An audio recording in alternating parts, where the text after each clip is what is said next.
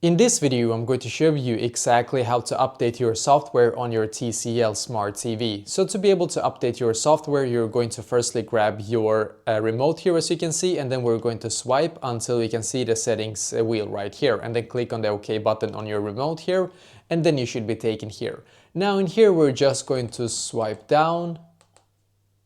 until you can see system and click on the OK button on your remote now. Scroll down here and click on about, so click on your OK button again, and then you're just going to click on software update right here. So some of you will have this set to auto update, which means that it's going to automatically update, but you can also check the updates by clicking right here where it says network update, then click on system update.